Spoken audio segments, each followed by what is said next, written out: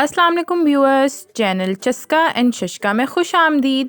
हमारी रेसिपीज़ को फॉलो करें, चस्के लेके खाएं और शशका कराएं। डियर फ्रेंड्स, आज हम बनाने जा रहे हैं एक ऐसी डिश जो कि 5000 साल पुरानी डिश है। ये ना सिर्फ आपने बनाई होगी बल्कि आपकी मम्मा ने, आपकी नानी ने, दादी ने, परनानी ने और शायद लक्कड़ दादी ने भी बनाई होगी। और यकीनन ये बहुत सी नस्लों ने पकाई होगी और खाई होगी। इसको पकाने और खाने का सिलसिला रुक ही नहीं सकता क्योंकि इसको खाने के बहुत से फ़ायदे हैं और मज़ा तो इसका लाजवाब है ही। अगर मेरे तरीके से आप इसे बनाएंगे तो गोंगलू गोंगलू कहने वाले शलजम शलजम कहते हुए भागे चले आएंगे।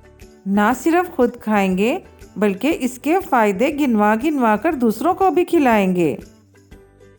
शलजम और उसके पत्ते कैल्शियम, पोटेशियम और मिनरल्स का बेहतरीन ख़जाना है।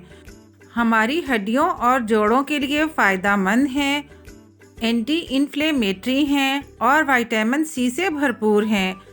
और ये तो आपको मालूम ही है कि विटामिन सी एंटीऑक्सीडेंट है और अस्थमा से हिफाजत करता है। इसके पत्ते भी हमारी आँखों की सेहत के लिए बहुत अच्छे हैं और सबसे बढ़कर ये कि इम्यूनिटी बूस्टर है ये। अगर आपने अब तक हमारा चैनल सब्सक्राइब नहीं किया तो प्लीज़ सब्सक्राइब करें और बेल आइकन को प्रेस कर दें ताकि हमारी हर नई आने वाली वीडियो आपको सबसे पहले मिले और वो भी फ्री में। वीडियो पसंद आए तो थम्स अप। तो चलिए चलते हैं रेसिपी की तरफ। शलजम गोश्त बनाने के लिए मैंने हाफ केजी मटन लिया है। आपको बीफ पसंद है आप बीफ ले सकते हैं, नहीं तो चिकन पसंद है चिकन ले सकते हैं। इसमें एक बड़े साइज़ का प्याज सिंपल कटिंग में डाल दें। इसके अलावा एक गट्ठी लहसुन की छील के धो के वो भी डाल दें। बड़े बड़े शेफ्स का ख्याल है कि इसमें टमाटर नहीं डलते, लेकिन मैं इसमें टमाटर डाल देती हूँ। बाज़ औक़ात ये होता है कि शलजम थोड़े से कसैले होते हैं तो टमाटर उसके कसैलेपन को कवर कर देता है।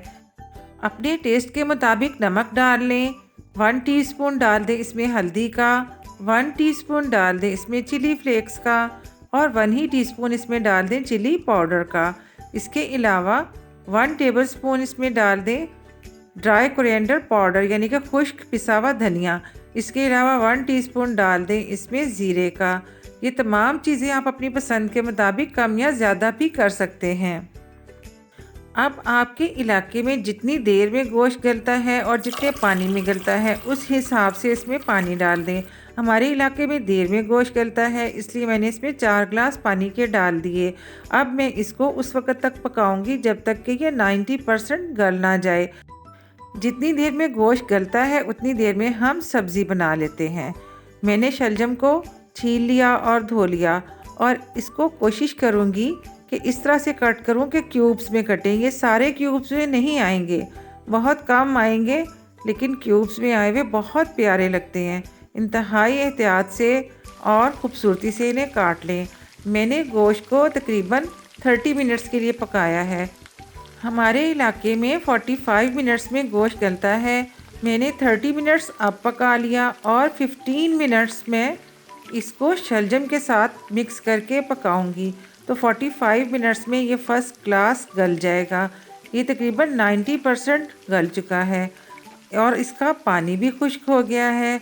इसमें आप हाफ़ प्याली ऑयल की डाल दें या इसमें हाफ़ प्याली देसी घी की डाल लें।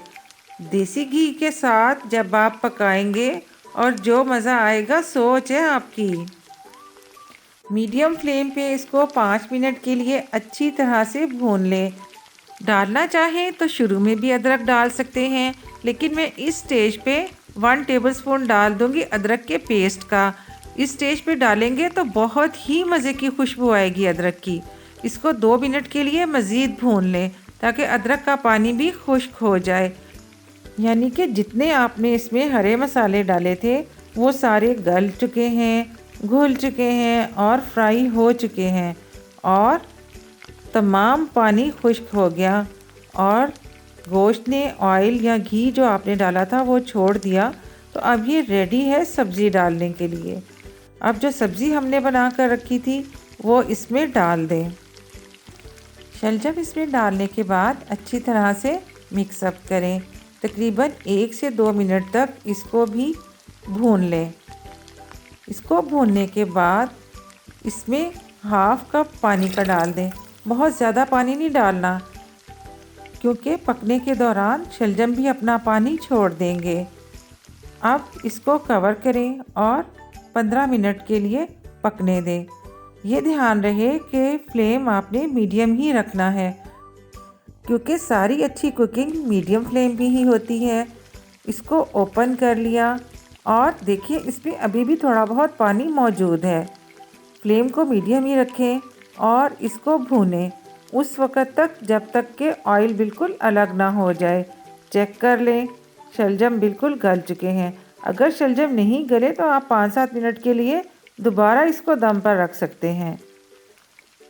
अब इसमें 1 टीस्पून डाल दें पिसे हुए गरम मसाले का और 1 मुट्ठी भर के डाल दें इसमें हरे धनिए की। इतनी मज़े की इसकी खुशबू आ रही है कि सोच है आपकी। जाने से पहले अपने स्वीट कमेंट्स देना मत भूलें। यकीन मानिए कि आपके कमेंट्स हमारी बहुत हौसला अफजाई करते हैं। जब देखें कि सालन ने घी छोड़ दिया है, चूल्हा बंद कर दें, इसको कवर करें और 5 मिनट का रेस्ट दें और डिश आउट कर लें। तो गाइस, ये है हमारी रेसिपी की फ़ाइनल लुक। उम्मीद करती हूँ कि आपको आज की रेसिपी पसंद आई होगी। हमारी रेसिपी को फॉलो करें, चस्के लेके खाएं, फ्रेंड्स और फैमिली को शशका कराएं। और मुझे अपनी दुआओं में याद रखें। अल्लाह हाफिज़।